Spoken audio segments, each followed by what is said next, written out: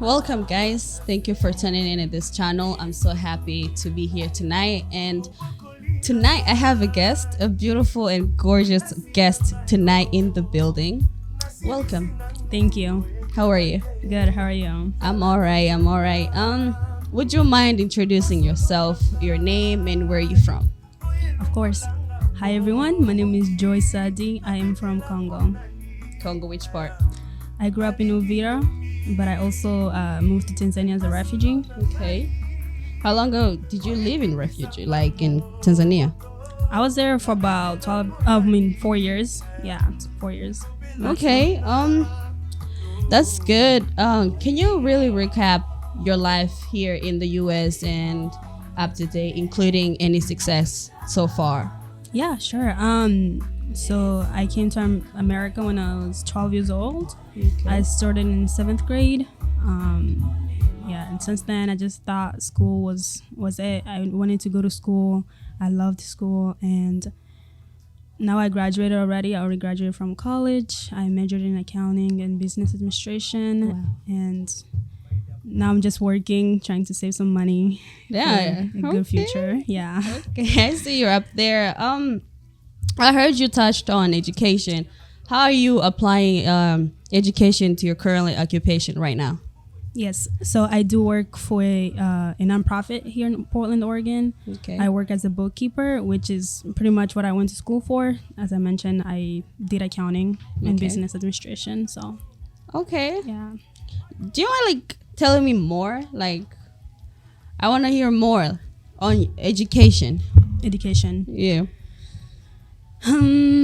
Education. Well, personally, as I mentioned already, I keep saying I mentioned, but I just grew up loving school. I loved going to school. I loved doing homework. I just was so into school. But I think going into college, I thought it was going to be easier, but it wasn't, because I went to a school that was it's a private school, so it was expensive. And I don't know, something about me is just when I put myself into something, I have to go through it no matter what. Right. It's just it's the same thing. If I buy something, it's really hard for me to return it, so I have to really make sure. I feel like that's everybody. Right. Yeah. It's when I buy something, I gotta make sure that I really want it, because it's really hard for me to return things. Yeah. So I went into college, an expensive college, and I was just this is it. It don't matter what I'm gonna do, I'm gonna have to finish school here. So 4 years at a private college, it was a lot of money, and I didn't have that much money, to be honest. I took out some loans, and I also grab a job. I was working and going to school. I was actually working at my school and working outside of my school, which I encourage everyone to do, really. If you don't have much money and you need to just go out. I mean, just you gotta work, you gotta work. It can be a lot for some people, but somehow I manage it, because in college you have freedom to you have it's not period in high school where you have to be back to back. Yeah. Sometimes you have 3-hour break. You can work for 3 hours and make money, you know what I mean? So that's what I did. I found job on campus, I found job outside campus, and I just worked. And I was also putting that money toward my tuition, as well as taking debt. It was. Where outside in campus did you go? Where? Because you mentioned private school, right? Yeah. Where did you go to private school? I went to Warner Pacific University. Now it's called university. It used to be a college, but they changed my senior year. And I stayed home, obviously, because it's a 10-minute drive from home. So I didn't need to stay at the dorms or anything like that, because I live in Portland. I'm not an outsider. And I never got experience living at college, which I don't I don't think it's important. I think I saved a lot, actually, by staying home and going to school there, because I already have that now. I have that right now. Imagine me going to school and staying in college, at the campus. It would have been way crazier amount for me to pay back. So I mean, I feel like everybody will try to save up for college, but end up using their money to use buy other things, and then what they were supposed to do in college, or save it for college. I don't know, because you're really young at that age. You're coming out of high school, you have no income whatsoever. I mean, that's how it is. You save up, you end up using the money. I feel obviously we're immigrants here and refugees. So as kids, we're literally working so hard because our parents really, they didn't grow up here. I mean, you want to say most of the immigrants, because we all know, we don't know where some immigrants, especially refugee, where they end up like following the American culture instead of our culture, where we came from and like how our tradition is instead, Yeah. That's how it goes. Okay. Okay. I was kind of lost there a little bit, but yeah, what I was going to say was like, when we come here, we have nothing. That's what I'm trying to say. So we can't really rely on our parents to help us pay for college because they came here with nothing. So therefore, as kids, we have to work hard. Obviously, in high school, you're not making anything. I was working in high school and I was making like $90 a month. That's nothing. I cannot save for college for that. You know what I mean? That was just like probably I can afford a bus pass, but nothing else. Okay, if that makes sense. I mean, it depends how your household is. Let's talk more about culture values. I mean, how is it easy to balance culture here in America and the culture that you have and you have been born in? How is it? How do you balance? How did you balance and how do you manage? Right. I would say like it's really hard. It's a bit hard for me, at least on my side. I feel like I don't fit in any of the culture. I don't feel like I fit in American culture. Why? Why? Wait, what up? All right. Listen, I don't feel like I fit in American culture, and I also feel like I don't fit in my culture, my origin culture. It's just like I'm in between. Like I feel like when I go to my culture, people they don't think I am good enough to be like in my culture. Like they say, you're too American. Like you speak like American, you dress like American, like your whole mentality is like American. And then I go to Americans and they like, you're African, like everything about you is African. So it's just like, okay, I'm just like in between. I'm like, where do I go? Am I lost here? Like, where can I go? Right. So I'm just like, well, I'm just gonna do what's best for me in my life. But I really wish I can be involved in my culture more and just be accepted. I feel like, yeah, it's really hard, especially on my culture side. I feel like, I mean, most of the immigrants and most of us, kids from like Congo, I think they find it hard to like feel accepted in their culture, especially when they get to America. Yeah. Is there anything you wish, or is there anything you or other peers, let's say, is there anything you wish other peers can accomplish or you can accomplish this year so far?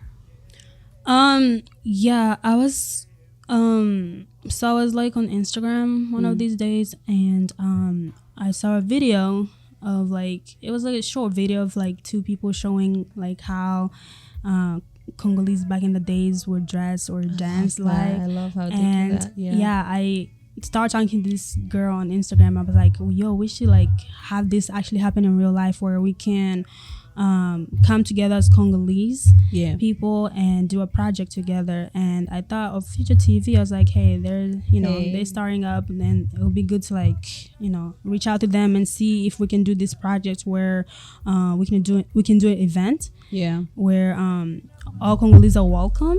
Okay, everybody's welcome to come. Thank you.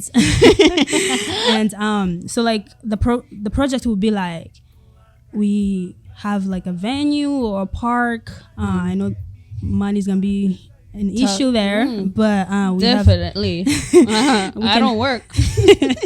We can have like a venue or look out for a space, and we can celebrate our Congolese Independence Day, which this year is falling on Thursday, I believe. June 30th is on Thursday, which I don't think many people will show up for that event. So I was thinking maybe we could do it like a Saturday prior to the 30th, because celebrating after is kind of waste. So I think June 25th, if that's a Saturday, will be great for us to come together. And if we can have a speaker, I don't think myself will be the good one, but someone who knows how to speak well, because I don't really speak well, you know what I mean? I mean, you're doing great yourself right here. Thank you. But I think we can find someone professional, someone like, an older person in our community to speak on the history of Congo and also like introduce like languages that are spoken in Congo, like tribes in Congo, because you know Congolese were so short-minded, like our mind is so small. We just, especially the old ones. yeah, it's like I'm from Kinshasa and that's Congo, that's only Congo, and like bruh, like Congo is such a big country, and we need to expose the whole country of Congo, and we need to know who Congolese people are instead of just focusing on one tribe. So we're gonna do like a presentation of someone speaking about Congo history and like the people of Congo, the language that's spoken, the food.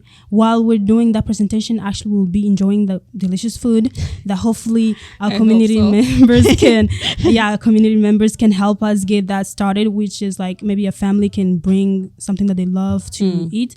And you know, we get food stamp. I know most of us get food stamp, so please use your food stamp, you know, please each family can, you know, make a dish and bring, because we don't have money. I don't think this project has money yet. We're gonna have to find money for this if we're really gonna make it happen.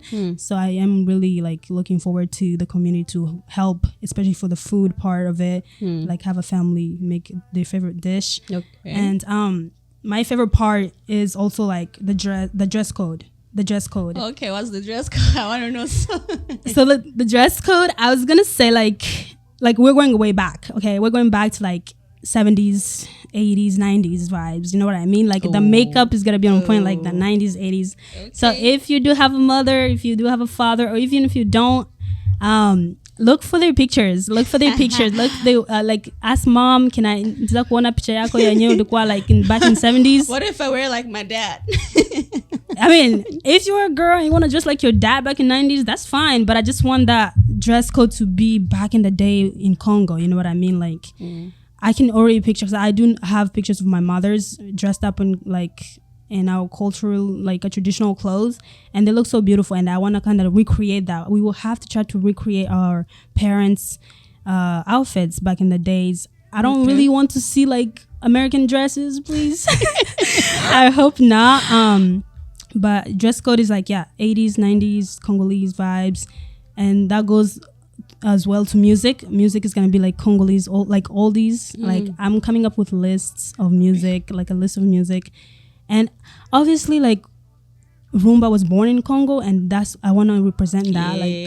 Rumba was started in Congo. Rumba.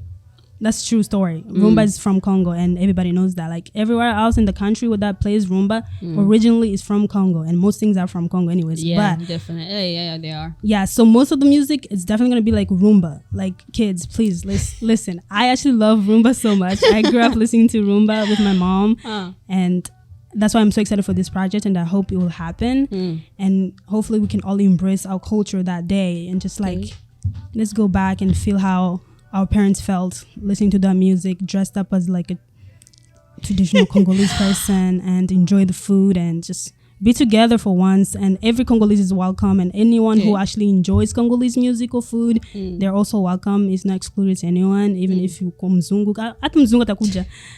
Kama unapenda Congolese stuff, just ukuje tu. Everyone is welcome. And if anyone has the question for like the dress code, hit me up. Is that something that you want to accomplish for this year? Just that, or like is there more like you want to accomplish through that? Through the project so far. Yeah, it's just education, like educating our community, like of difference in tribes in Congo. Because I see so many videos of people fighting of who's Congolese and who's not, and I'm a bit tired. I'm a bit tired of that. Like that culture needs to go away. Like you gotta embrace. If someone says they're Congolese, you're not the one to tell them you're not. Like, let them say who they are. Like even if they're lying, what is it up to you? What does it have to do with you, right? Yeah. So I think we should embrace that we all come from Congo, and we have different faces. We have different everything, you know. And I just wish because like I feel like if Congolese people come together, we'll be such a beautiful team. Like you guys heard that. You better dress nice and better come. It'll be such a beautiful team for sure. So bringing Congolese together is definitely a project of many people, including myself. I mean, for me, I think it's a big project so far. You have told me about it. I feel like it's a big project, and so far I'm invited and I'm happy because Yeah. you know we're gonna party. Is there anything you want to tell the community right now? Community. Your community, our community, Portland community. Is there anything you want to say? Let's. I feel like I'm repeating myself, but let's be together. Let's be together. Let's work together. To watch Umbea. Watch your bed, definitely. Everybody, like men and women, stop talking. It's like so much negative around, and I always try to not get involved.